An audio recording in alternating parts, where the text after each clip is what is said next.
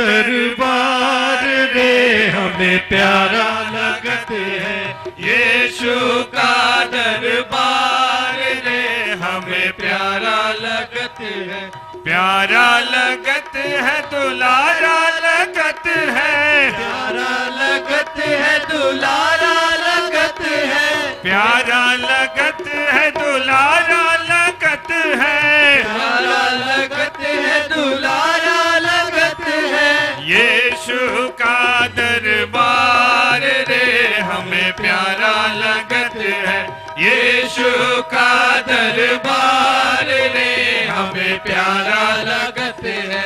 तेरे दरबार मसीह कौन कौन आवे, तेरे दरबार मसीह कौन कौन आवे, तेरे दरबार मसीह कौन कौन आवे, तेरे दरबार मसीह कौन कौन आवे, धर्म के भूखे गुनहगार रे हमें प्यारा लगत है, धर्म के भूखे गुनहगार रे हमें प्यारा लगत है, यीशु का दरबार रे हमें प्यारा लगत है, यीशु का दरबार रे हमें प्यारा लगत है, प्यारा लगत है दुलारा लगत है, प्यारा लगत है दुलारा लगत है, प्यारा लगत है दुलारा लगत है, प्यारा लगत है दुलारा लगत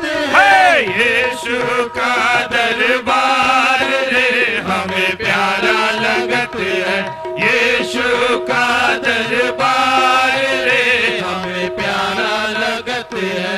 तेरे दरबार मसीह कौन कौन बैठे, तेरे दरबार मसीह कौन कौन बैठे, तेरे दरबार मसीह कौन कौन बैठे, तेरे दरबार मसीह कौन कौन बैठे, पंडित और मूर्ख गंवार रे हमें प्यारा लगत है, पंडित और मूर्ख गंवार रे हमें प्यारा लगत है, प्यारा लगत है दुलारा लगत है, प्यारा लगत है दुलारा लगत है, प्यारा लगत है दुलारा लगत है, प्यारा लगत है दुलारा लगत है, यीशु का दरबार रे हमें प्यारा लगत है, यीशु का दरबार रे हमें प्यारा लगत है। जय यीशु। हम लोग इसी लूका नबी की किताब में देखेंगे, यीशु मसीह पर एक इल्जाम लगाया जाता था और वो इल्जाम था कि यीशु मसीह पापियों के साथ खाता पीता और बैठता है, गुनहगार लोगों के साथ वो चलता फिरता है, उनके घरों पर जाता है, उनके बीमारों को चंगा करता है। क्योंकि यीशु मसीह एक फरीसी है, एक रब्बी है, एक महागुरु है, टीचर है और उस वक्त पवित्र है, निष्पाप है, निष्कलंक है, सब चीज लोग जानते हैं। लेकिन उनको एक बात खटकती थी कि यीशु मसीह गुनहगारों के घर पर क्यों जाता है, ऐसे पापियों के घर पर क्यों जाता है। लोगों को बुरा लगता था और यही बात थी।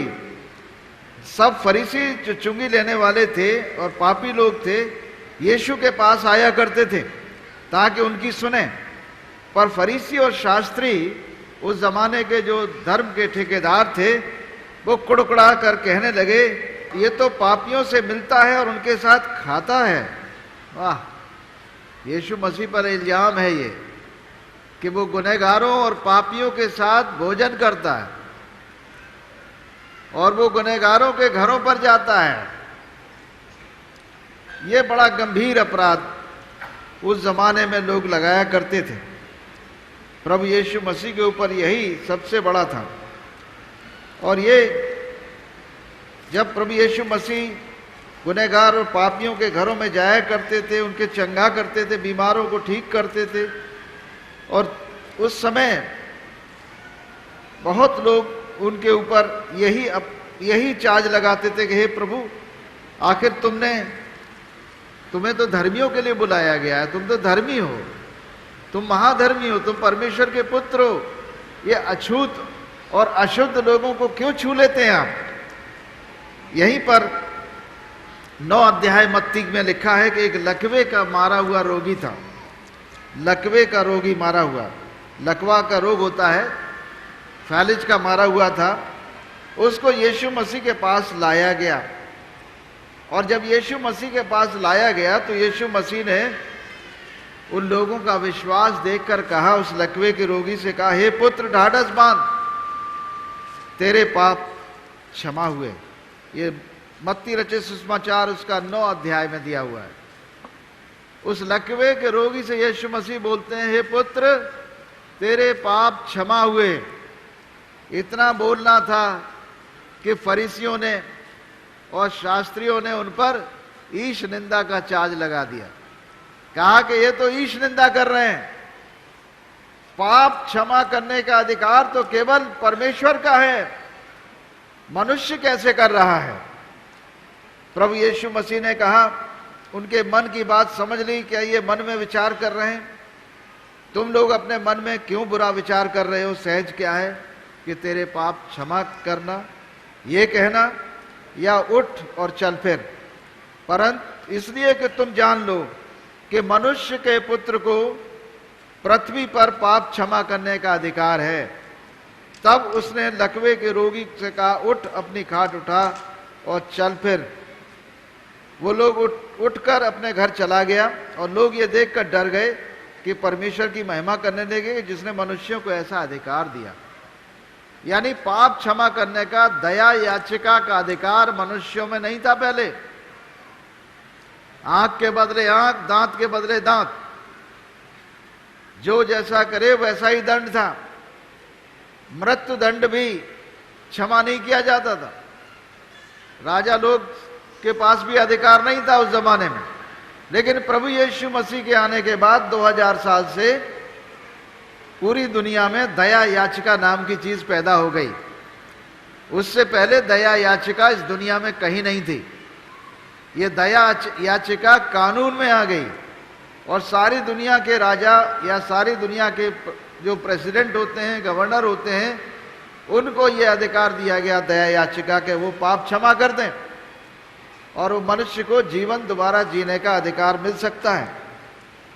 प्रभु यीशु मसीह ने आगे जब जाते हैं तो एक मत्ती नाम का व्यक्ति था जो महसूल लेने वाला था, टैक्स कलेक्टर था। उसके घर पर यीशु मसीह भोजन करने के लिए बैठे हैं, और वहां पर चेले भी बैठे हैं। फिर फरीसी लोग आ गए और यीशु मसीह को फिर उलाहना देने लगे, कहने लगे, तुम्हारा गुरु महसूल लेने वालों और पापियों के साथ क्यों खाता है? क्यों खाता है? इन गुनहगारों के साथ क्यों बैठता है? यीशु ने सुना और कहा कि डॉक्टर की जरूरत बीमारों को है, भले चंगों को नहीं है। यानी परमेश्वर जो है पापियों और दुखी लोगों को उनके दुख से दूर करने आया है, उनके पापों को क्षमा करने आया है, उन्हें नया जीवन देने आया है। तो इसलिए डॉक्टर जैसे डॉक्टर के पास बीमार जाता है, ऐसे ही पापी भी परमेश्वर से ही उद्धार पा सकता है, अपने आप नहीं पा सकता। इसलिए परमेश्वर स्वर्ग छोड़कर मनुष्य बनकर पृथ्वी पर आ गया, ताकि मनुष्यों में पाप क्षमा का अधिकार आ जाए, मनुष्य एक दूसरे के गुनाह क्षमा कर सकें। प्रभु यीशु मसीह ने एक प्रार्थना सिखाई, हे हमारे पिता तू जो स्वर्ग में है, तेरा नाम पवित्र माना जाए, तेरा राज्य आए, तेरी इच्छा जैसे स्वर्ग में पूरी होती है पृथ्वी पर पूरी हो। जैसे कि हम अपने अपराधियों को क्षमा करते हैं, तू भी हमारे अपराधों को क्षमा कर। सोचिए, हमारे अपराध, हम अपने अपराधों को क्षमा कराना चाहते हैं तो हमें दूसरों के अपराधों को भी क्षमा करना होगा, हमें दूसरों के पापों को क्षमा करना होगा, तब हमारे अपराध और पाप क्षमा किए जाएंगे। और बिना अपराध और पाप क्षमा करे हुए किसी का उद्धार नहीं हो सकता। उद्धार या मोक्ष या नया जीवन यही है। धन्य है वो जिसके पाप क्षमा किए गए हों और जिसका अपराध क्षमा किया गया हो, जिसका पाप ढांप दिया गया हो। यीशु मसीह के लहू में पाप ढांपा जाता है। यीशु मसीह के द्वारा हमारे अपराध क्षमा किए जाते हैं, लेकिन मन फिराने की आवश्यकता है। मनुष्य अपने मन से अपने गुनाहों को मान ले तो परमेश्वर उसे दिल से क्षमा करने को तैयार है। मनुष्य गलती करता है, परमेश्वर गलती नहीं करता है। मनुष्य पाप करता है, परमेश्वर पाप नहीं करता है। मनुष्य झूठ बोलता है, परमेश्वर झूठ नहीं बोलता। परमेश्वर कभी झूठ नहीं बोलता। यही एक काम परमेश्वर नहीं कर सकता कि कभी झूठ नहीं बोल सकता। और परमेश्वर के जन जो परमेश्वर के दास हैं, उसके सेवक हैं, उसके विश्वासी हैं, उनके जीवन में भी झूठ और पाखंड नहीं होगा, किसी भी हालत से नहीं हो सकता। अगर झूठ और पाखंड उनके जीवन में देखते हो तो निश्चय जान लो कि वो मनुष्य परमेश्वर की ओर से नहीं, शैतान का फॉलोअर है। क्योंकि शैतान झूठ का पिता है बाइबल के अनुसार। झूठ का पिता, झूठ का गढ़ने वाला, झूठ का बोलने वाला, झूठ का प्रचारक है शैतान। तो अगर कहीं भी झूठ है किसी मनुष्य के जीवन में, वो सच्चे परमेश्वर का उपासक नहीं है। इसीलिए हम कह रहे हैं कि सत्य, पूरी दुनिया जानती है कि परमेश्वर सत्य है, फिर भी झूठ बोलते हो। हमेशा कहोगे कि परमेश्वर सत्य है, उसमें कोई झूठ नहीं, लेकिन तुम परमेश्वर के मानने वालों में झूठ क्यों है? तुम्हारे अंदर अगर परमेश्वर है तो सत्य होना चाहिए, झूठ नहीं होना चाहिए। हमारे अंदर अगर परमेश्वर है तो हमारे अंदर सत्य का वास है, झूठ का कोई हमारा रिश्ता नहीं है। किसी भी हालत से हम झूठ से कंप्रोमाइज नहीं कर सकते। सत्य यही है।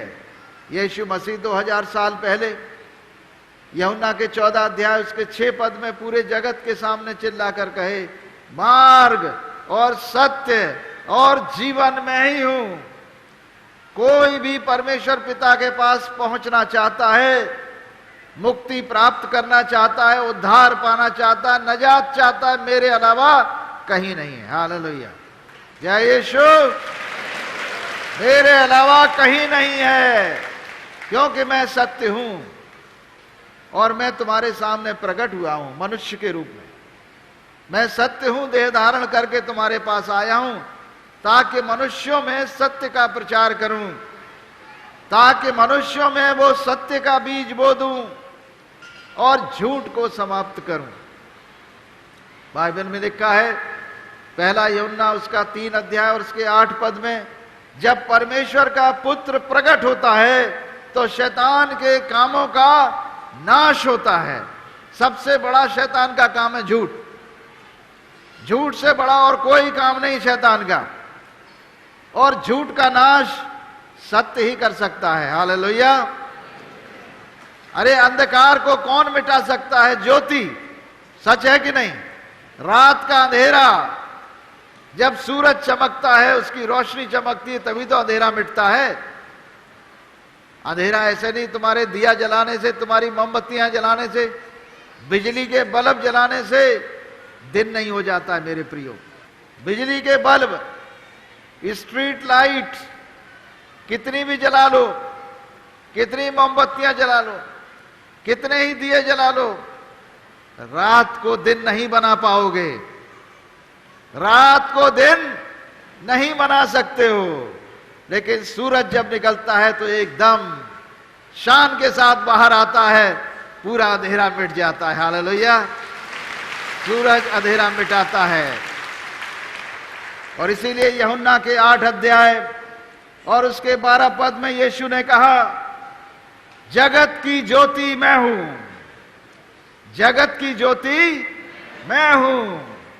जो कोई मेरे पीछे हो लेगा वो अंधकार में न चलेगा परंतु जीवन की ज्योति पाएगा। यीशु ने अपने को जगत की ज्योति कहा। सूरज जगत की ज्योति नहीं है। यीशु ने कहा, मैं जगत की ज्योति हूं।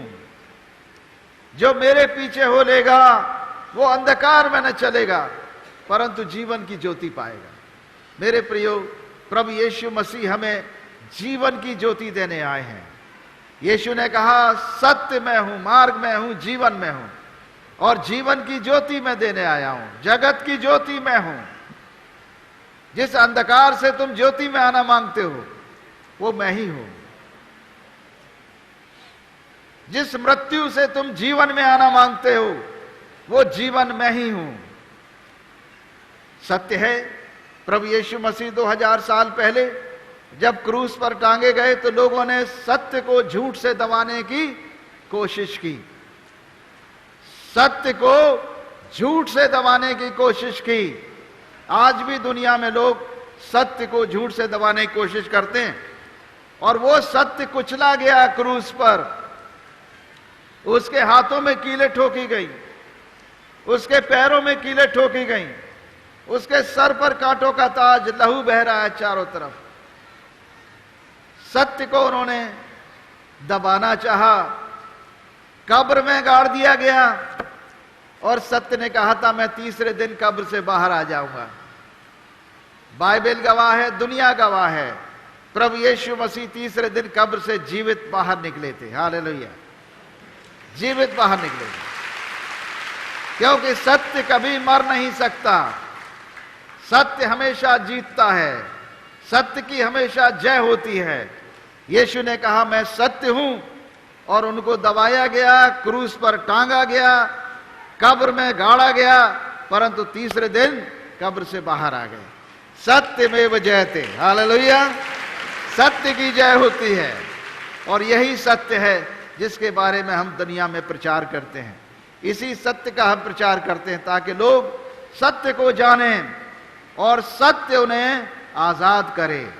सत्य ही हमें आजाद करता है पाप से, श्राप से, बुरे विचारों से, गलत भावनाओं से, द्वेष से, हर प्रकार के झगड़े फसाद से।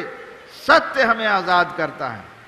इसलिए सत्य के खोजी बनो तो तुम परमेश्वर को पा जाओगे। हालेलुया, जय यीशु।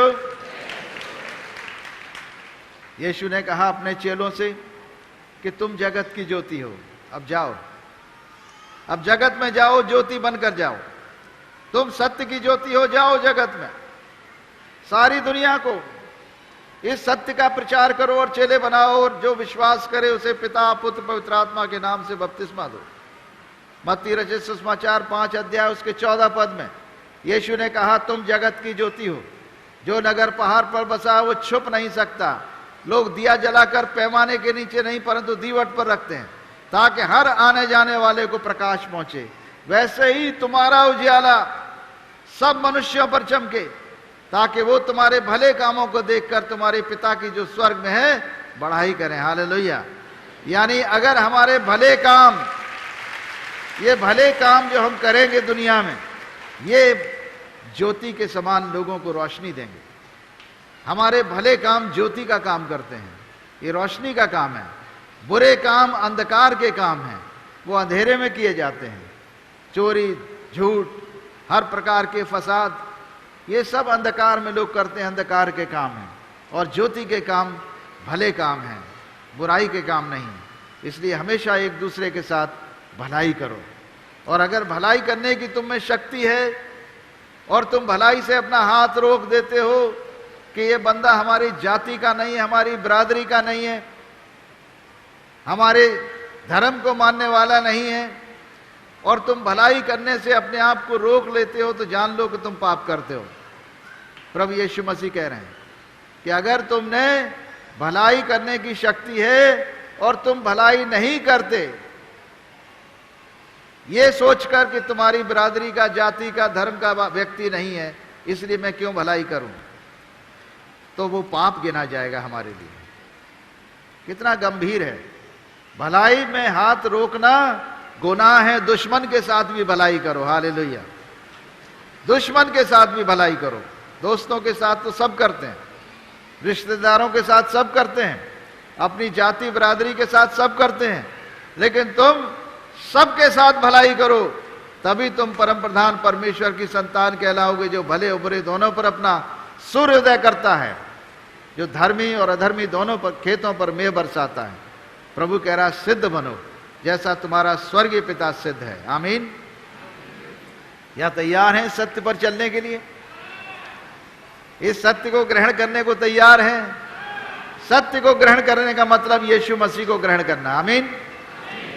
अब जैसे आपने हाथ खड़ा किया, अपने स्थानों पर खड़े हो जाएं, हमारे साथ प्रार्थना करेंगे। एक हाथ सीने पर रखें, दूसरा ऊपर उठाएं, आंखें बंद करें, कोई इधर उधर ना बात करें, केवल अपनी आत्मा में झांकें, अपने मन को देखें और कहें, हे प्रभु यीशु, आज के दिन मैंने जाना है कि आप सत्य हैं, मार्ग हैं और जीवन हैं, उद्धार के एकमात्र मार्ग हैं। हम आपको ग्रहण करते, हमारे हृदय में आइए, हमारे मन में आइए। हमारा शरीर, हमारा प्राण, हमारी आत्मा पवित्र आत्मा का मंदिर है। हे प्रभु यीशु, हमारे हृदय में आइए, हमें शुद्ध कीजिए, हमें पवित्र कीजिए, हमारे जीवन से श्रापों को तोड़िए और आज अपनी ज्योति से हमारे मन को ज्योति से भर दीजिए। हे प्रभु यीशु, आप ही सत्य हैं, आप ही मार्ग हैं, आप ही जीवन हैं। आपका लहू हमारे सब गुनाहों को धोता है। हे प्रभु यीशु, हम आपके लहू के द्वारा आज शुद्ध किए जाते हैं और परमेश्वर की संतान बनने का अधिकार आपके द्वारा जो हमें दिया गया है, हम उसे ग्रहण करते हैं प्रभु यीशु के नाम से। आमीन। जय यीशु। ये समय है बीमारों के लिए, रोगियों के लिए प्रार्थना करने का। प्रभु आपको बड़े आश्चर्य कर्म करेगा आपके जीवन में। आंखों में रोशनी नहीं है, आंखों पे हाथ रख लें। ब्लड प्रेशर है, डायबिटीज है, शुगर है, तमाम चक्कर आता है, मिर्गी का रोग है, पेट का रोग है, गांठ है, रसौली है, पथरी है। एक हाथ सीने पर रखें, दूसरा ऊपर उठाएं। जहां भी तकलीफ है अपना हाथ रख सकते हैं।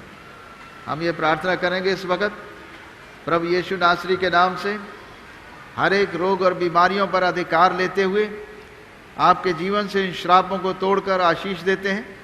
आंखों में रोशनी आए, अंधी आंखें खुल जाएं यीशु के नाम से।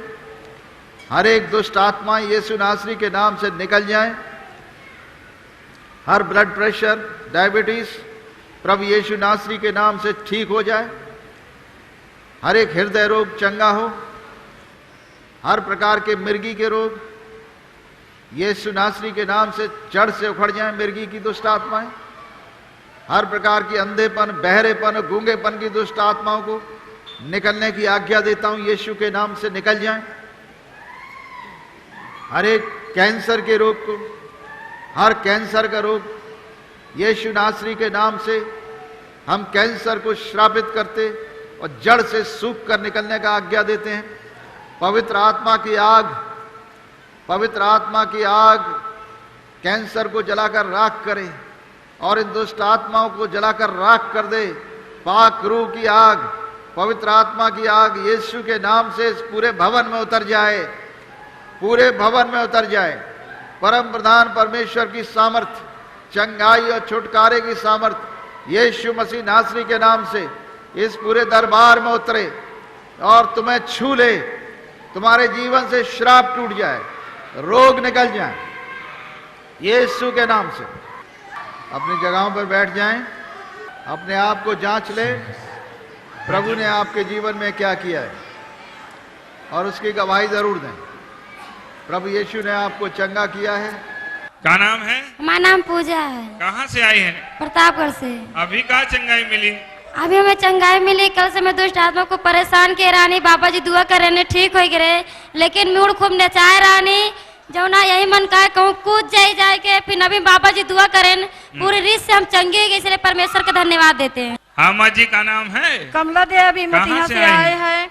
हमारे पैर बहुत दर्द रहा, इस प्रभु के नाम लिया, हमारा पैर ठीक हो गया। ठीक हो गया? हाँ। हाँ बहन जी, का नाम है? बसंता देवी। कहाँ से आई है? प्रतापगढ़ से। अभी कहाँ चंगाई मिली? चंगाई मिली बाबा जी, का कहती खांसी जुकाम भरन, हाथ गोड़ कांपत रहन, यीशु बाबा से ठीक हो गए? हाँ।